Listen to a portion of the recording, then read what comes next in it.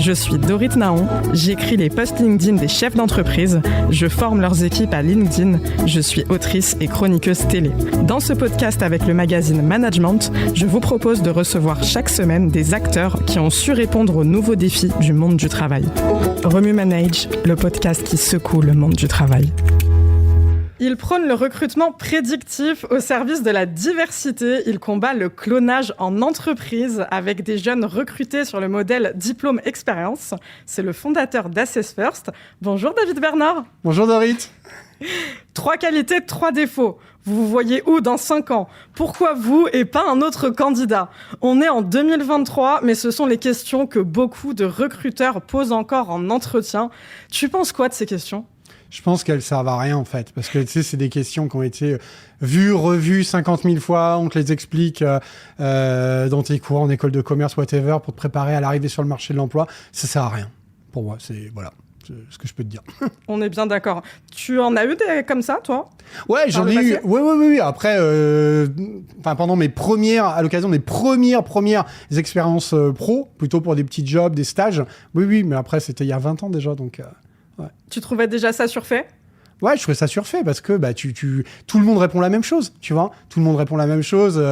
Une qualité, je suis travailleur, j'ai le sens du travail en équipe, j'arrive à collaborer avec les autres, j'ai de l'écoute, de l'empathie. Et tes défauts, t'es trop pointilleux, tu t'engages parfois un petit peu trop, tu prends les choses trop à cœur. Enfin, ça n'a aucun intérêt. Enfin, poser une question à laquelle tout le monde, ou en tout cas à laquelle 90% des gens vont répondre la même chose, c'est pas une question qui va te permettre de bien comprendre ce qui fait l'unicité en fait d'un candidat en fait. On est 1000 fois d'accord. Dans un entretien avec Welcome to the Jungle, tu as dit « On va rechercher des jeunes diplômés de grandes écoles avec, si possible, 300 expériences dans une entreprise qui ressemble à la nôtre. » C'est quoi le danger de rechercher systématiquement les mêmes profils ? Alors, le danger de rechercher... déjà, c'est que tu vas avoir tu vas te retrouver avec des personnes qui pensent toutes de la même manière, des personnes qui réagissent toutes de la même façon. Et aujourd'hui, on évolue dans un monde... où il y a plus on le sait, plus de volatilité, d'incertitude, de complexité, d'ambiguïté. En fait, il faut faire preuve de créativité pour résoudre les problèmes auxquels on est confronté. Et si à un moment donné, tu mets des personnes qui ont toutes été formées dans le même moule, qui ont toutes les mêmes références, les mêmes cadres de pensée, mais qu'est-ce qui va sortir ? Il va rien sortir, en fait, de créatif. Donc, c'est dangereux, quoi. Et puis t'as aussi ce truc qui fait que quand tu présélectionnes, par exemple, uniquement des gens qui viennent des 3 ou 4, 5 meilleures écoles de commerce ou écoles d'ingénieurs, quelque part, tu vas faire une présélection pas seulement sur les écoles, mais également sur le background socio-économique des parents de ces personnes-là. Donc, de manière indirecte, en fait, ça t'amène à faire de la discrimination, tout simplement. Ouais, c'est ce que j'allais dire, c'est une forme de discrimination parce qu'on a l'impression que c'est un peu un système de recrutement élitiste où on cherche à avoir des robots. Je sais pas ce que t'en penses. Si, c'est exactement ça. Après, les choses changent, tu vois. Pas forcément... Enfin, nous, on voit pas mal d'entreprises qui viennent nous voir, par exemple, pour, à un moment donné, changer leur manière de recruter. Alors, tu as 2 familles d'entreprises. Tu as celles qui vont par conviction, parce qu'à un moment donné, tu as des nouvelles recruteuses, des nouveaux recruteurs qui arrivent avec d'autres manières, d'autres perspectives sur le métier. Et tu en as aussi qui arrivent parce que ils peinent à attirer ces candidates qui venaient justement des meilleures écoles de commerce. Et donc, à un moment donné, on se dit, OK, donc on doit recruter d'autres profils. On veut des profils smart, on veut des profils agiles, qui s'adaptent. Mais comment on fait, en fait ?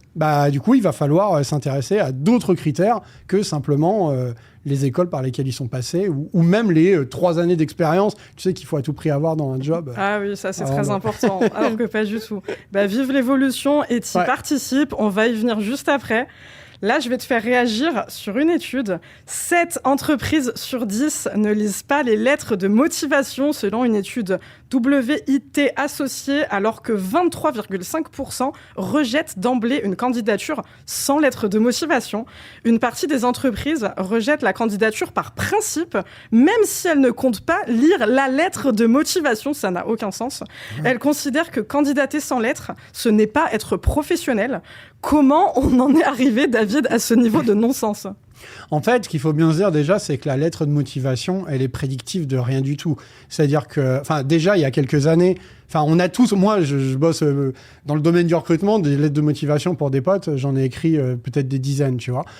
Aujourd'hui, avec ChatGPT, tu te fais ta lettre sur mesure. Donc, quel est l'intérêt de juger d'une lettre de motivation qui a été produite par un algorithme ? Aujourd'hui, il n'y a aucun intérêt.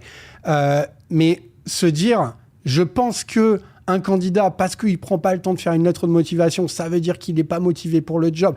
Ça n'a rien à voir. Et d'ailleurs, ça nous amène même à une autre question, tu vois. C'est-à-dire, est-ce qu'il faut recruter des gens qui sont motivés en soi pour faire le job, ou est-ce qu'il faut mieux s'intéresser à quelles sont les motivations des personnes ? En fait, ça, c'est un truc dont on parle souvent avec les recruteurs, avec les managers opérationnels. C'est-à-dire se dire, si tu pars en tête en te disant, moi, je veux quelqu'un de motivé en soi, tu vas faire quoi ? Tu vas recruter la personne qui va monter sur la table, faire la danse du ventre. Ça n'a aucun sens.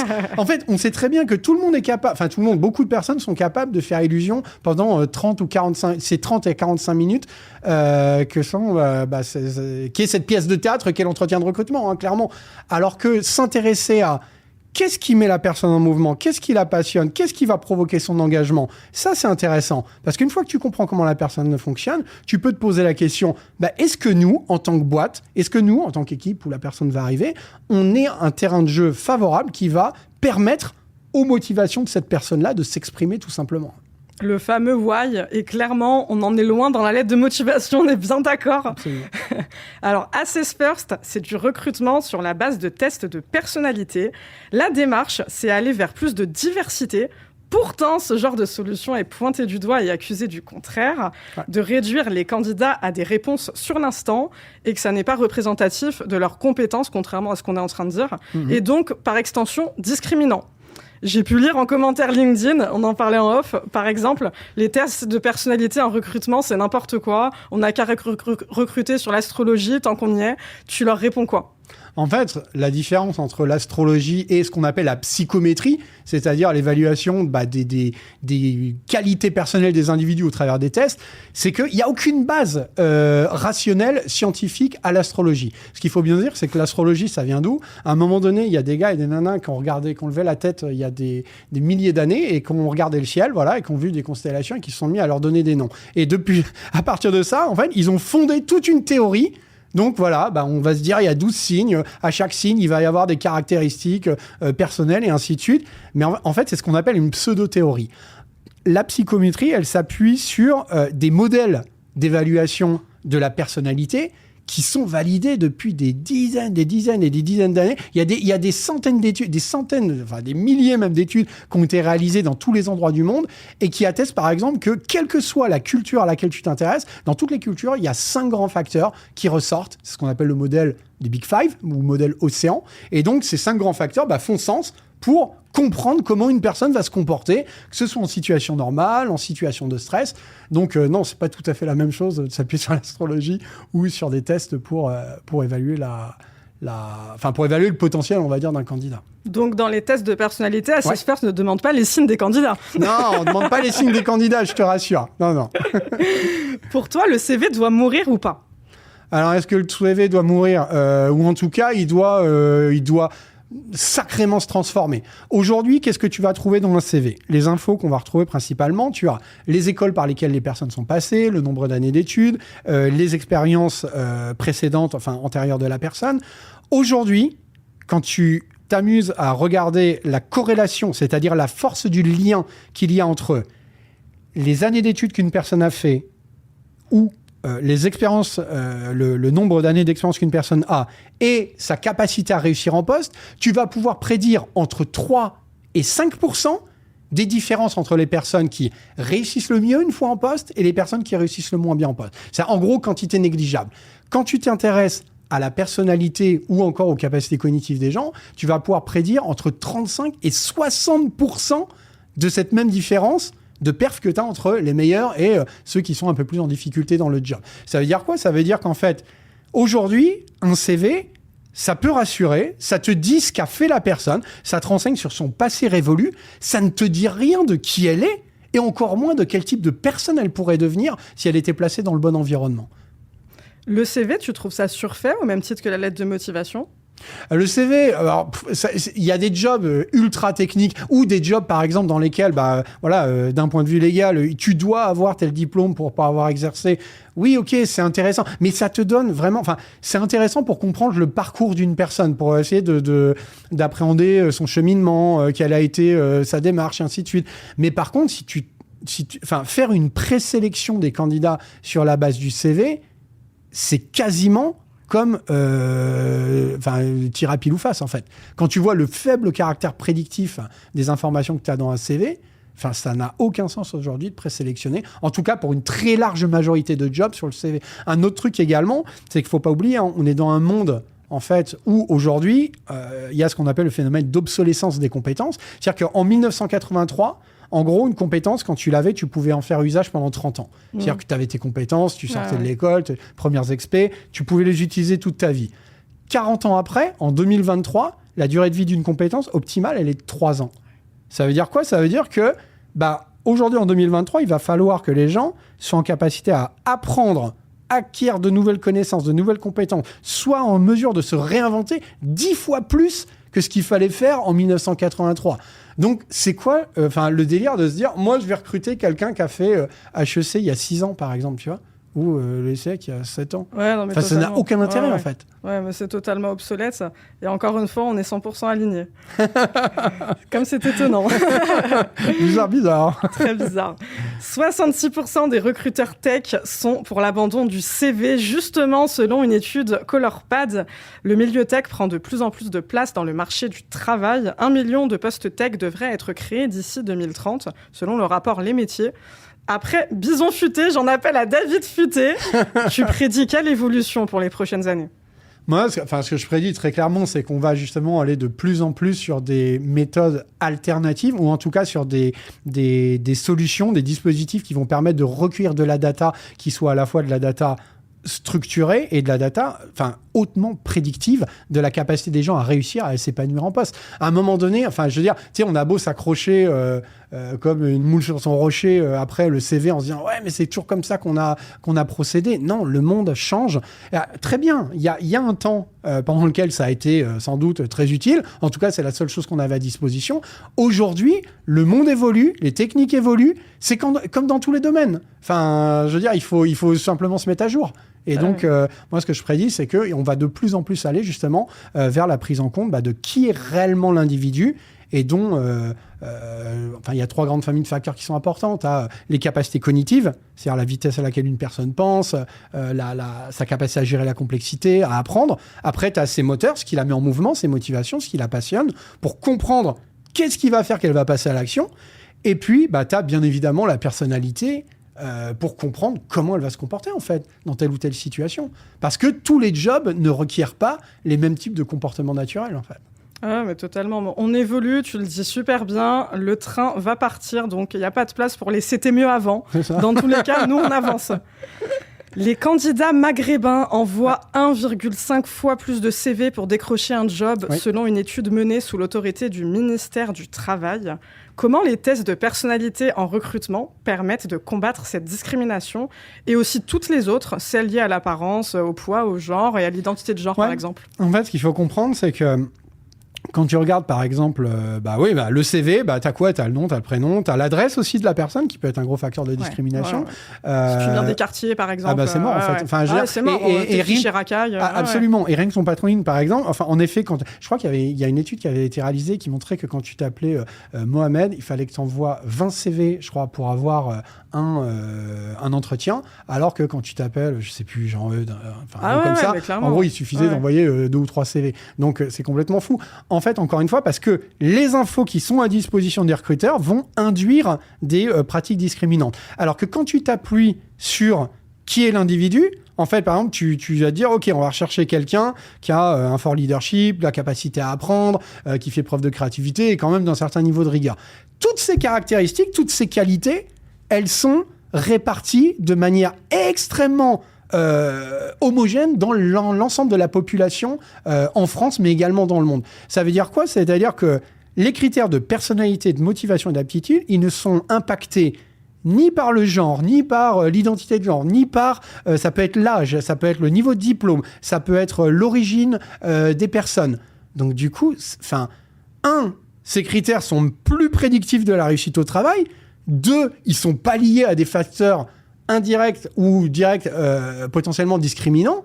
Enfin, à un moment donné, c'est un no-brainer. Enfin, je veux dire, faut y aller, en fait. Faut changer on efface tout. Ouais, on efface tout et puis on passe à autre chose, en fait. Ouais. Et c'est ce qu'il faudrait, parce que finalement, si on efface un maximum de biais, les humains sont faits comme ça. Il y aura toujours des biais liés au recrutement. Ça, on pourra pas l'enlever tant que ça sera fait par des humains, ça sera comme ça. Mais on peut en effacer beaucoup qui sont visibles et qui, justement, tueront invisibles grâce à tes solutions, David. Alors là, on va passer à un grand sujet RH, le coût d'un recrutement raté. Ouais. Un recrutement raté, ça coûte entre 30 000 et 150 000 euros à une entreprise, selon Manpower, HR Voice et Open Sourcing. À côté de ça, 36,1% des CDI sont rompus dans la première année du contrat, et ce chiffre grimpe à 45,6% chez des jeunes salariés de moins de 24 ans. Presque la moitié des dernières générations ne fêtent pas leur premier anniversaire dans l'entreprise. Est-ce que le recrutement par voie classique a atteint ses limites et pire, met en péril la pérennité des entreprises? En fait, ce qu'il faut comprendre... Enfin, ça, tu vois, ce que tu viens de présenter, c'est la première partie de l'histoire. La deuxième partie de l'histoire, c'est pourquoi il y a autant d'erreurs de casting, on va dire. En fait, il y a un gars qui s'appelle Mark Murphy, qui a fait une grosse étude, qui a suivi 20 000 collaborateurs sur une période de 18 mois, et il s'est intéressé à ça. Et il est arrivé exactement au même chiffre. Et ensuite, cette étude a été répliquée dans plusieurs pays. Et quand il s'est intéressé à pourquoi ça arrive, dans 89% des cas, c'est pour des sujets, en fait, ce qu'on appelle d'ajustements comportementaux. C'est-à-dire que ça n'a rien à voir, 9 fois sur 10, ça n'a rien à voir avec le fait que la personne n'aurait pas les compétences techniques, n'aurait pas les savoirs, n'aurait pas les savoir-faire. Et dans ces problèmes d'ajustements comportementaux, encore une fois, 9 fois sur 10, en fait, on a 3 ordres. Tu as quand tu recrutes une personne dont les valeurs personnelles ne sont pas alignées par rapport à ce qui fait l'ADN culturel de l'entreprise. C'est-à-dire qu'à un moment donné, la greffe ne prend pas. Deuxième point que tu peux rencontrer, deuxième problème d'ajustement comportemental, quand tu positionnes la personne dans un job qui requiert des comportements naturels qui sont à l'opposé ou en tout cas en très fort décalage par rapport au comportement que la personne que tu as recrutée va présenter au quotidien. Et le troisième point, c'est les manques d'affinité, les problèmes d'affinité interpersonnelle que tu peux avoir avec la personne et l'équipe en place ou là où le manager en place. Donc du coup, il y a un vrai sujet. Mais encore une fois, il faut se poser la question, en effet, il faut se poser la question qui est de savoir pourquoi ça ne fonctionne pas, pourquoi ça rate aussi fréquemment, en fait. Parce que dans quel autre domaine que celui du recrutement, on accepte qu'une fois sur 2, à 18 mois, tu arrives à un échec. C'est un délire. T'imagines si tu faisais une voiture, par exemple, tu dis une fois sur 2, vous allez cartonner parce que les freins, ils marcheront pas, en fait. Et on accepte. Ouais, on accepte, ça passe. Non, ça passe pas. Et il n'y a aucune raison. Enfin, tu vois, ce que je me dis toujours, c'est que j'ai tendance à me dire, dans une vie, on passe 80 000 heures à bosser. 80 000 heures, c'est 54% du temps où tu dors pas. C'est à peu près un quart d'une vie tout entière. Enfin, déjà, pour l'entreprise, le coût, il est énorme, mais même au niveau social, au niveau individuel, recruter des personnes pour les foutre dans des jobs dans lesquels ils vont pas pouvoir actualiser leur potentiel, dans lesquels ils ne seront jamais heureux, les dégâts que tu as, les collatéraux, c'est-à-dire les problèmes de morale que tu vas avoir au sein de l'équipe, les investissements que tu as fait en termes de formation. C'est une cata, en fait.